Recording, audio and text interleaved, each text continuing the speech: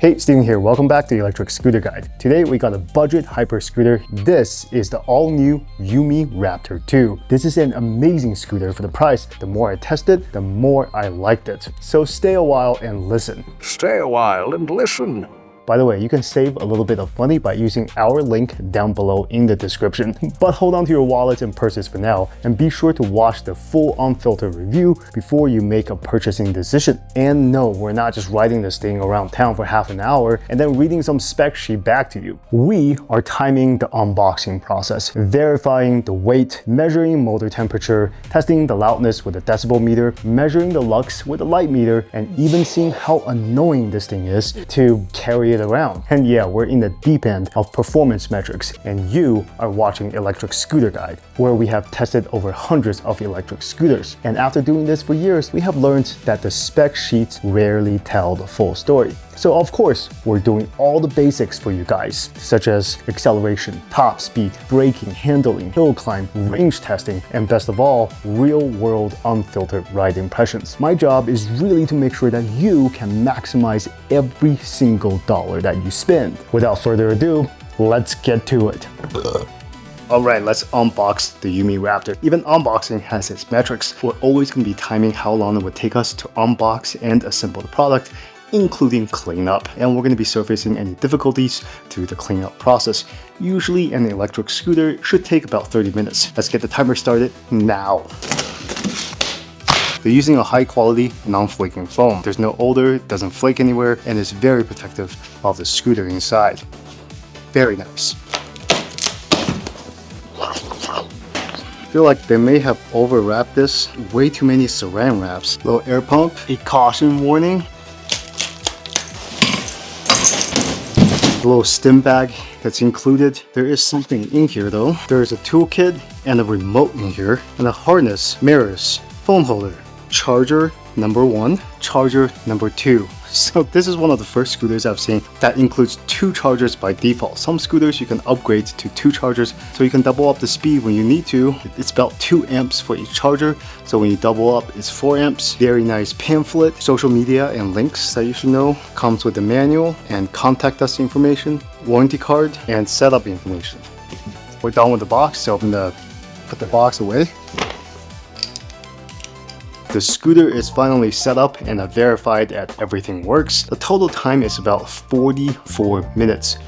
Alright, it is time to do some testing. Got a lux meter right here. We got a decibel meter to measure the motor loudness and the horn loudness. Trusty measuring tape. And we have infrared sensor right here. With this, you can be like a real life predator. Have a seat there. No, not that kind of, this kind, the cool kind. Alright, we're gonna be testing the motor loudness with all the modes. So starting with Eco, Standard, and then Turbo. Eco mode, motor loudness. 46 decibels. 46 decibels is very quiet. It's more like a background noise. Something like your fridge running in the background, or like a light rainfall.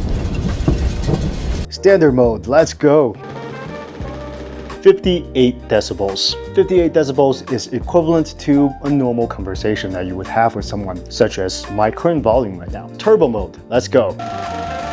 73 decibels. 73 decibels is equivalent to a coffee grinder or an old wash machine. Pretty darn loud. 1, 2, 3, 4! Now let's test the horn. The horn is 83 decibels. It is the loudest thing on this electric scooter, which kind of makes sense. All right, now it's time to test the brightness of the headlights. This thing actually has 4 different headlights, 1 on top, 1 on the bottom, and 2 little ones on the side. The one on top is really weird. I don't know if you can see it on the screen, but it's projecting a perfect rectangle, and that rectangle is super bright. I'm gonna test the super bright rectangle first. 4,500 lux. This is by far the brightest thing I've ever tested on this channel. The last brightest thing that I've tested was around 2,000 lux. This is crazy bright. And then the one on the bottom, which is a very generic light, about 1,280 lux, about the normal level of a light. When I put my hand in front of it, I can actually feel the warmth coming from this light. Photosynthesis. All right, the website says this scooter is 102 pounds. We're gonna put this on a real industrial scale and see how much it weighs in real life. Definitely Definitely not light. It is 101.65. It is actually just a little bit lighter than the official weight. Next up is measurement time. Handlebar width 29 inches. It's actually a very, very wide handlebar. Handlebar height from the deck, 41 inches. Deck length, 22.5 inches. But if you count the super comfortable kicktail, it is now 29 inches. The wheelbase is 42 inches. Ground clearance, about 7 inches. And once I put my weight on it, barely 6 inches. Stem angle, 11 inches. Wait, 11 degrees. Stem angle is just about normal, like any other scooter I've seen. There are some key features I would like to highlight. Let's do this shotgun style really quickly. First, this is using a half twist throttle. This is not a full twist throttle. I would have preferred a thumb throttle. This one works just as well. You just need to get a little bit used to twisting the other half of the throttle, but most of the time you can put your hand on here and not be unsteady. Number two, this LED system right here, a little bit too tacky, a little bit too on the nose, but I think at night it does look pretty damn cool. Number three, this thing has 4 freaking headlights. There's one over here, super bright, one normal headlight down here, and 2 tiny ones here. You're gonna light up what's in front of you like a Christmas tree. The suspension is super soft. I can 1 foot bottom it out. Like I don't even need to put my entire weight on it, and I can just go like that and it bottoms out. I think this is fine for city riding for like a 200-pound person. The handlebar is just a little bit wider than what I'm used to. I'm very used to 27 inches, so I do like to put my hand a little bit closer to the center. The handlebar is also adjustable. It's not like fully adjustable, but you can move this thing up and down. The next thing is everything resets when you start the scooter. The speed mode that you're in resets. The dual drive mode resets. So every time you get into the scooter, you kind of need to click a bunch of buttons. It's a little bit annoying. I really hope that the mode that you select kind of persists through multiple sessions. The scooter came with a bunch of freebies that I didn't install on the scooter. I like a nice clean look, so I didn't really install that. Next is kind of like my gripe. It's also one of their marketing points as well. You need a key, an NFC key, to turn on the scooter and also turn it off. If you lose this, say like you're out there riding, there's no power button that you can click and manually input a password to turn this thing on. If you lose your NFC key, you're screwed, right? You lose your backup key, you're screwed. One cool thing about the backup key is you can go to the bottom of the scooter, insert the key, turn it, and pull out the key. Now the scooter is rideable with full power. In the event that the monitor is broken, you can also do the same thing, but you'll be locked to like mode 1 and you can kind of sort of limp home. Okay, it's time for the speed test, acceleration test. This is about 1/8 of a mile, completely flat, highest speed mode, turbo. 3, 2, 1, go. Decent acceleration. Woo! Oh my gosh, this is freaky. It's pretty fast, pretty stable. Woo! Going down. Okay, we did 0 to 10 in 1.46, 0 to 20 in 3.01, 0 to 30 in 5.21 seconds, completely flat. That is amazing. 0 to 40, 9.8, 1/8 of a mile in 9.80 seconds. Very good speed. All right, top speed run, 2, 1, go. So this is less about acceleration, but more about top speed. At 40 miles per hour, 49, 50, 52. All right. Time to look at carvability. I think the carve, it feels very good. The carve is pretty good. It doesn't feel like it wants to kind of come back. As soon as I start to lean, it feels like if I don't intervene, the scooter is just gonna keep leaning until it falls. Okay, we're gonna talk about turning. After putting in quite a bit of mileage on the scooter, I think I understand it a lot more. With this scooter, the geometry and the tires, it allows you to effortlessly lean at a very sharp angle and maintain that lean. I can just tell you straight up, for this scooter, it feels like leaning hard on this one feels very, very effortless. It just keeps wanting to lean harder and harder. It takes a little bit to get used to that. So once you go into a hard lean, you really have to pull the handlebar back. But once you get used to that, turning is very, very good on the scooter, especially at a roundabout. I could be standing up straight and just leaning the scooter over, and it just keeps wanting to turn. It's a very interesting geometry for a hyper scooter. This one really loves to maintain that turn. Wow. So yeah, this one has a really, really peculiar lean angle, which I am beginning to love more and more. Okay, over here, we're in turbo mode, and we're gonna try to make a U-turn right here and see if it's possible. Oh, nice. We made that one turn without getting off the scooter, about the half the width of this sidewalk. The geometry of the Yume Raptor 2 is actually very, very good for low speed balance. If you ever run into like a crowded area and you need to dodge some pedestrians, go at a very slow pace, this scooter is very doable without getting out of dual wheel drive and without getting out of the turbo mode. So Yume has sent me 2 scooters. This is the second one with slick tires, basically road use city tires. I've experienced a little bit of vibrations with the knobby tires, but just to show you, I am on turbo mode, dual drive. This is the fastest scooter can go. 2, 1. My God, it is so smooth.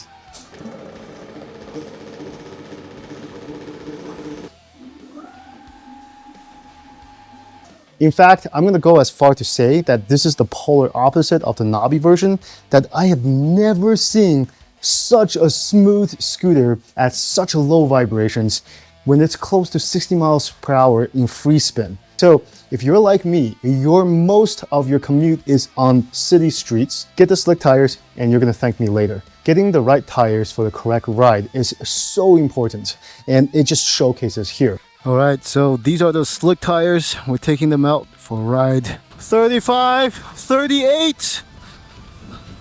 No vibrations, absolutely no vibrations. Wow, it is so smooth. Buttery smooth. Holy sh!